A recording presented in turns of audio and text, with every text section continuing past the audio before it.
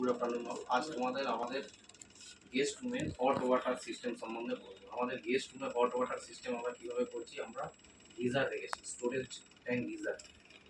ঠিক আছে, গিজারের capacity 15 litre, 20 litre, 25 litre. ওখান থেকে আমরা গেস্টকে হট ওয়াটার সাপ্লাই করছি। গিজারের মধ্যে কি আছে? গিজারের মধ্যে একটা হিটিং এলিমেন্ট আছে, একটা থার্মোস্ট্যাট আছে, একটা ওভারলোড সুইচ আছে। ঠিক আছে, হিটিং এলিমেন্টের কাজ কি?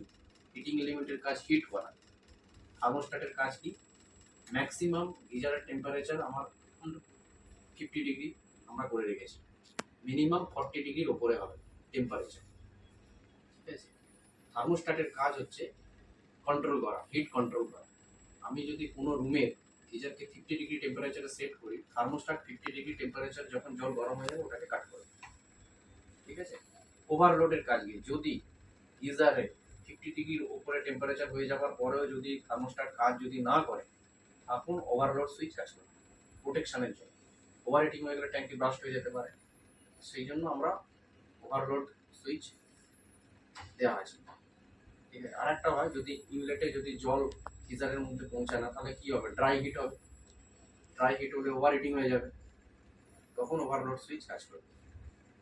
ঠিক আছে, গিজারের সার্ভিস আমরা বছরে 2 বার করি, 6 মাস ছাড়া ছাড়া। প্রতিটা রুমে গিজার ওপর থেকে খুলে পুরো ওয়াশ করানো হয়, ওপেন ওয়াশ। গিজারের ভেতরে যে সব আয়রন স্কেলিংগুলো থাকে সেইগুলোকে পরিষ্কার করতে হবে, যার ফলে কি হবে? গিজারের এফিসিয়েন্সি বেড়ে যাবে, হিটিং এফিসিয়েন্সি বেড়ে যাবে। ঠিক আছে, কোনো রুমের প্রিভেন্টিভ মেনটেন্যান্স করতে গেলে আমরা গিজারের হট ওয়াটারের টেম্পারেচার চেক করব। ঠিক আছে, আদৌ থার্মোস্ট্যাটটা কাজ করছে কি না, মিনিমাম টেম্পারেচার 50 ডিগ্রির মধ্যে কাট হচ্ছে কি না। ঠিক আছে, আমরা কি করব? টেম্পারেচার চেক করব।